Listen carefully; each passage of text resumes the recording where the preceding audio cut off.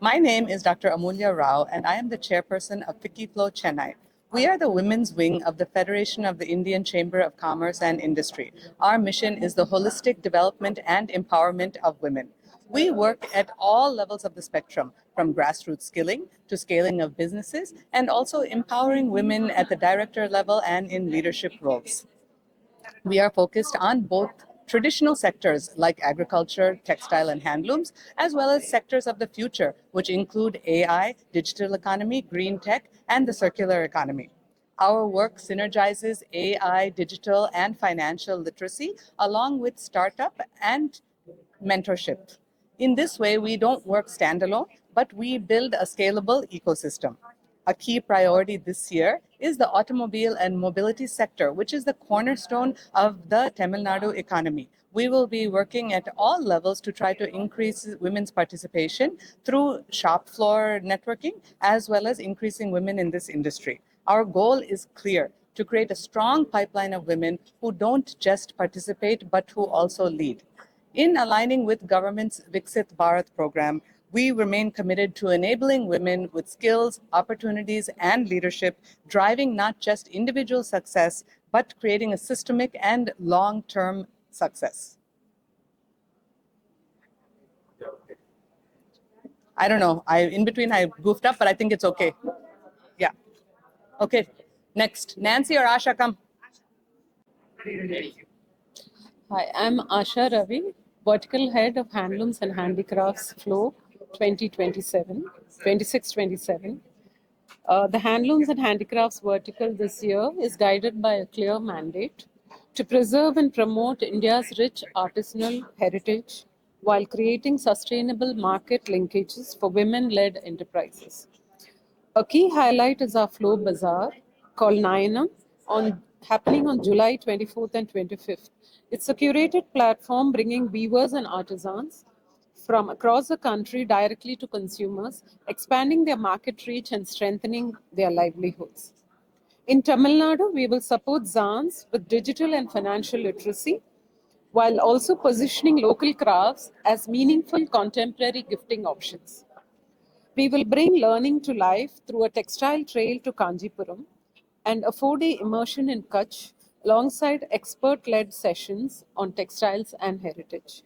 We will also spotlight unique traditions like the Chettinad Kotan weaving and connect temple garland artisans to our project Bloom, creating new livelihood opportunities. Through all this, our goal is simple: to move from appreciation to action and ensure our crafts not only survive but truly thrive. Thank you.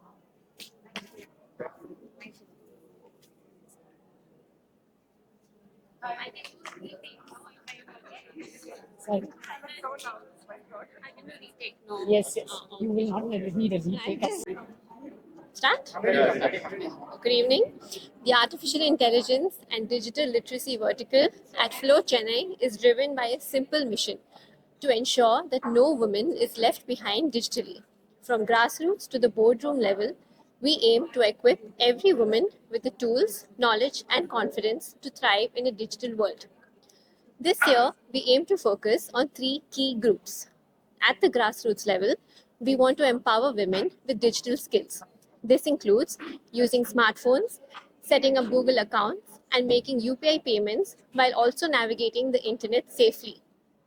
For our members and MSMEs, we would like to digitally empower them to run their businesses more efficiently. This includes building websites, branding and marketing strategies, and also leveraging tools like Notion and Trello. And this will happen alongside expert-led roundtable discussions. For students, along with the government of Tamil Nadu, we aim to bring AI literacy to schools and colleges to empower the next generation. We are aligned with FLO National and are very excited to make use of workshops like the upcoming Google workshop so that we can skill every woman and make real lasting impact. Thank you. Thank you. Good afternoon. I'm Nancy Satish, the Joint Secretary of FLO Chennai, FICCI FLO Chennai, and also the vertical head for the state-led industry, automobile and mobility. This year, our focus is totally towards empowering the women who are working in this sector with inclusivity as a subject that we are most importantly looking and seeking for. Apart from that, we look forward to empowering the women, the students, and having partnerships with academia, that is in colleges like IIT, Anna University, in polytechnics and in ITIs too. We look forward to empowering these children who are studying in these polytechnics and ITIs to make them ready to be, attend these interviews in these organizations and be interview ready for it. With the EV technology that is being, Tamil Nadu being so front running on it, we also look forward to the women's participation and upskilling of the existing workforce in this structure of our company, of our organization. Not only are we looking at the mandate of empowering the membership to be exposed to involve who are involved in manufacturing to make the shop floor more inclusive. We look forward to also empowering already the women that are on the shop floor to be part of it. Looking forward. Thank you very much. Blah, blah, blah. President of the International Women's Association, IWA, been an executive committee member of the YPO Chennai chapter, and contributed actively to the PTA at both Shishya School and the American International School, Chennai. Within FICCI FLO Chennai, she has been an integral part of the leadership team, having served as fitness chair, joint secretary, and senior vice chair. Beyond her professional achievements, she is a woman of many talents.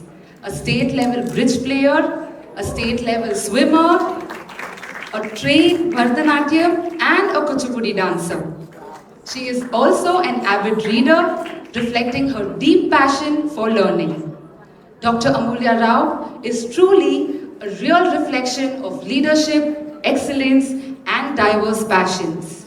Ladies, please join me in welcoming FICCI FLO Chennai Chapter Chairperson for the year 2026-2027, Dr. Amulya Rao. Over to you, Amulya.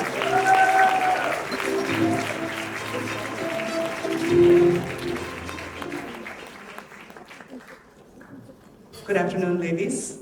When women come together with purpose, they do not just build networks, they build the future. This thought reflects the ethos of FICCI FLO, and it is truly an honor to address you as chairperson of FICCI FLO Chennai 26-27. FLO has always been more than a network. It is a powerful collective of women shaping business, industry, and communities across India. You will be pleased to know that last year, FLO's national impact reached over 16 lakh women, and FLO Chennai was a big part of this, supported by our 1,400 strong membership. Each and every one of you has made a real difference, so please renew your membership and invite your friends to join us on this journey to make a lasting impact. As we begin, our guiding theme is clear: inspire, innovate, impact.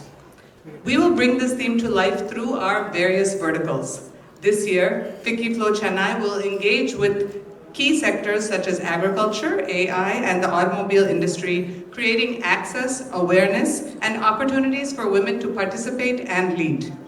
The heart of our work also lies in a sector that is deeply connected to both our heritage and our future, textile and handlooms. This is not just an industry, it is a legacy.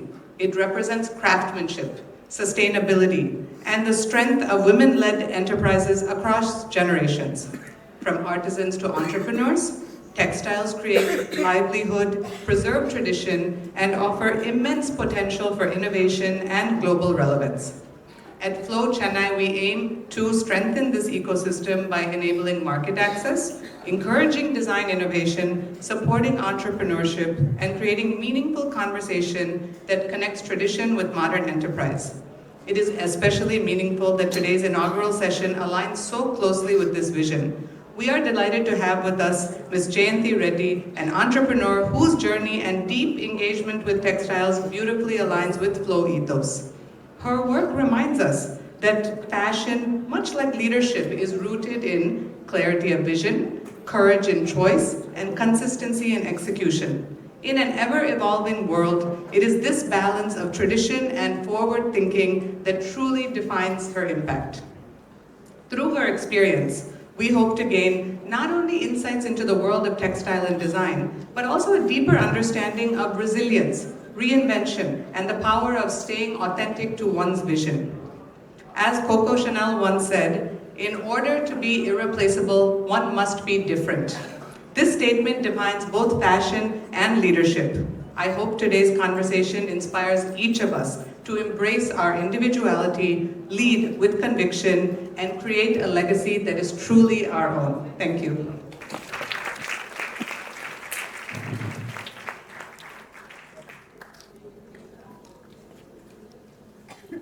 Thank you, Amulya. That was wonderful, and we are really excited for the year to come.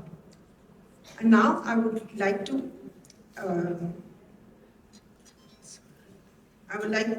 and now to introduce our esteemed guest speaker, I would like to invite Joint Secretary Nancy Satish.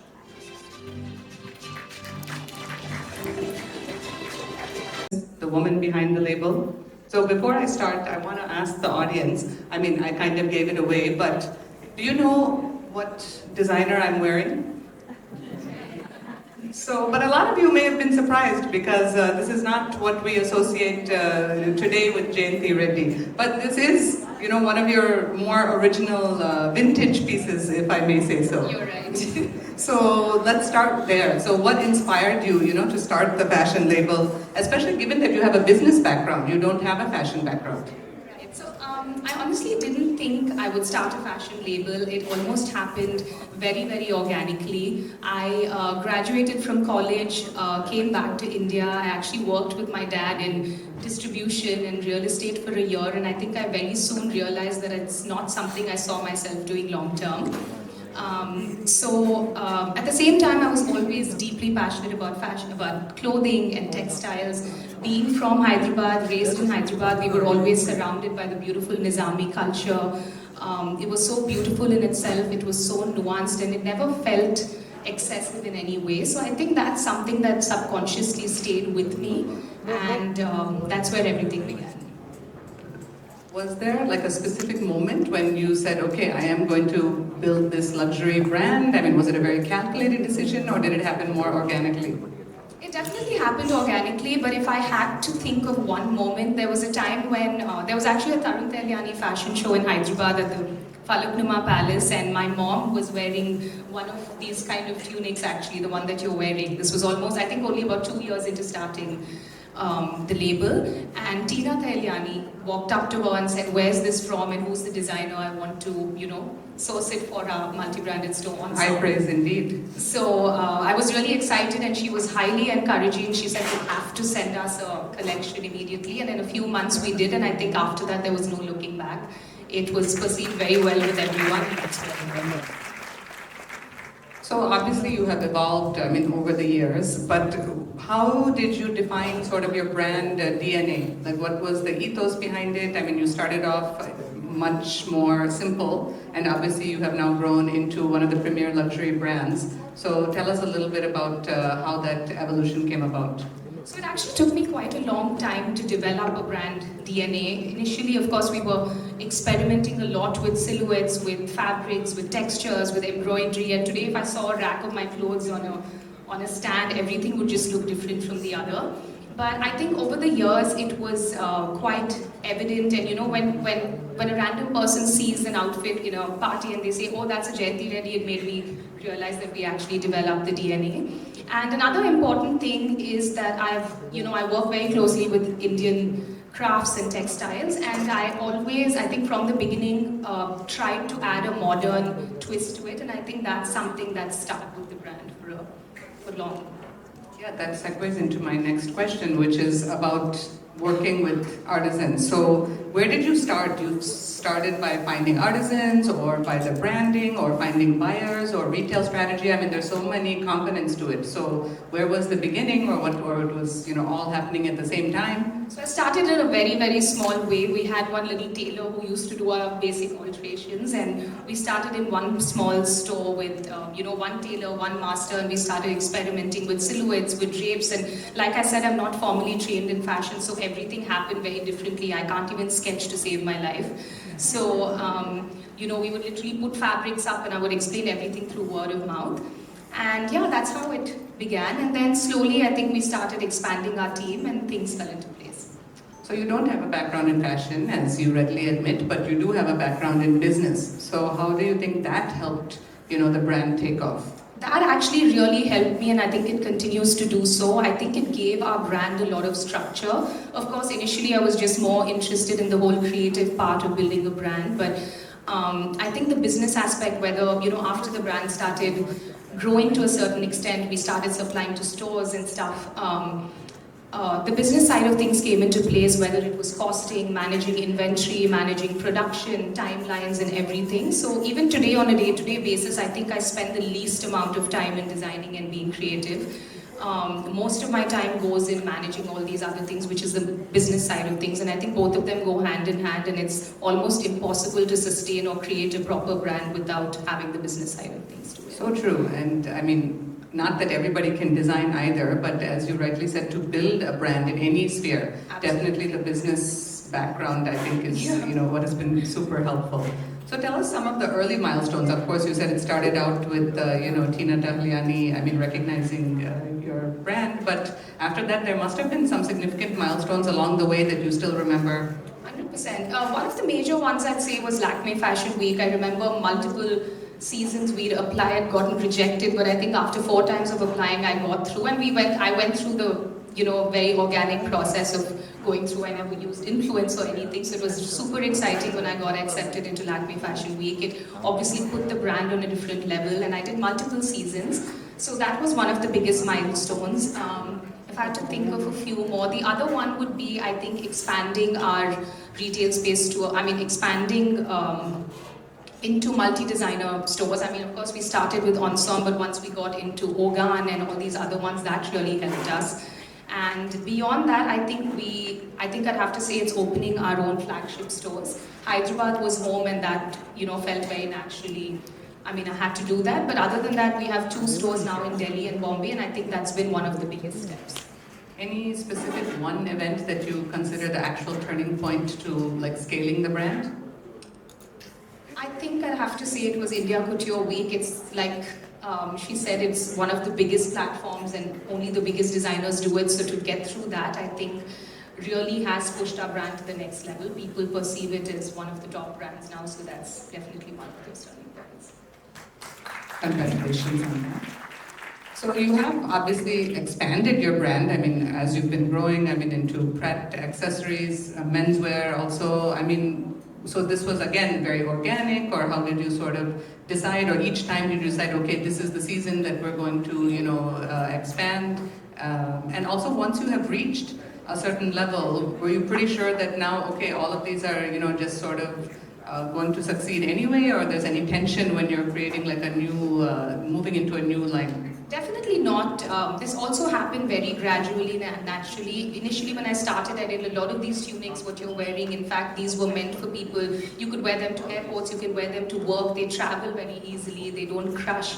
And I only used to do this, and then I remember my brother was getting married, so for my sister-in-law, I happened to make a lehenga. And that kind of gave me, that was the stepping stone to get into bridal fashion. And after many years of doing bridal wear, I think I was forced to start menswear, which I honestly still don't enjoy as much. Every bride would say that I don't want to go to another designer, and you have to make something matching. So I think we were quite forced to start menswear. And another category is our accessories, which are our little bags and potlies and belts and stuff that we do. And the way we started that is quite interesting. So luxury fashion is known to not be sustainable. People say that luxury is something that you can never, you can't be sustainable in that field at all. But we always used our leftover bits of embroidery, leftover fabrics, and we used to make belts and little bags and stuff. But now that's a huge category for us. We do them as gifting. We have bulk orders of 800-900 pieces. So that is something that's doing really well. And yeah, that's it. So it definitely happened organically and not forced. We do have a few of our members who are wearing, some of your lovely Yes, I noticed pieces, that. and we have Akila, Ashna, and Samyukta, and these are some of, your most recognized pieces. I'll just have them, come once onto the stage. Two of them are actually matching. But they're all my favorites, actually. Okay, I guess all of them are going to come. So a couple of them, maybe you can just say the differences between sort of your couture versus, your little bit lesser pieces. Sure. So what you're wearing with is something that I started back in the day. What Akila is wearing in the other purple outfit is, this is our luxury pret line that I would call, where people can wear these for their, if someone's getting married, the bride can wear them or use them for their trousseau. Friends and families of brides can wear them. The other three, if you see, are very different in terms of the embroidery, and this is what we recently launched at Couture Week in 2024 and 25, and I've been this one and the other one. So this is and Deepika are wearing. Yes. And this is the shimmer category that we call, and it's been doing really well and people are loving it because it's completely different from what I used to do. But having said that, we're trying hard not to, not to the other previous ones. So it's quite challenging today to kind of balance and stick to all these categories. Thank you, ladies. You are beautiful. So obviously, your pieces are all hand embroidered. So what are the challenges you face running a business which is centered on, handicraft, naturally dyed textile? There must be supply chain issues, other issues. Tell us a little about those challenges. Absolutely, there's lots of challenges from the very beginning, from even sourcing fabrics. I work a lot with hand-woven textiles, and a lot of people don't understand the beauty in it. Some people say, no, it's bad quality because you see that little bit of slub. So from fabrics to embroideries, like you said, everything is hand done, and sometimes embroidery falls off because, it doesn't stay very long on the garment. So these are challenges that we've, I think, faced from the very beginning, and we still continue to do so. But as a brand, we've always been very open to taking pieces back, rectifying them, and giving it back to the clients in case they face certain issues. So I think these kind of challenges in a brand, like in a fashion label, are part and parcel of it, and there's no avoiding it. But yeah. Share something that didn't go as planned. Obviously now we see, the end result of obviously years of hard work, but there must have been pitfalls along the way. So share something that didn't work in terms of, product launch or brand strategy, or something that you're like, gosh, I really wish I hadn't done that. 100%. So there's been multiple such mistakes, and I think we only learn from them. There have been a couple of collections, like huge collections that we've done thinking, maybe this will be different and the brand will look a little different, but it didn't do well at all. We've had to liquidate all those pieces on sale over the years. So there's multiple like this, but I think it really helps you grow and learn as you go along and experience these mistakes. Ever considered launching something more fusion or like a sub-brand to increase your market reach? Or that's something I've been seriously considering. Actually, it's been on my mind for the past couple of years. I think it would be more of like a luxury pret line. Something much lighter than what these purple outfits are. And it should, I think I was torn between doing a complete pret line, which is say under 10K, but I think that's a whole different ball game. I've done a bunch of research, and I realized I'd have to eat and breathe my work, and that's not something I'm ready to do. So I do plan on starting a relatively simpler line, easier silhouettes, but hopefully I'll explore it further within the coming year. We hope you come and launch it at FICCI FLO Chennai. Yes, Chennai will be a great market for that. But obviously you are a luxury brand, so is there any role for e-commerce in luxury brands such as yours? Absolutely. I think both e-commerce and seeing them physically on the floor are, there's something that go hand in hand. Social media, for example, is also one of our main ways of marketing. I think print media, for example, is kind of losing its importance these days. So yeah, definitely e-commerce is, and even if people don't go and go onto a particular website and actually buy an expensive bridal outfit, but just having it there to view, I think that's the first step, and then they make an appointment to come and see you, so it definitely works. Do you ever have brides or clients who want you to make so many changes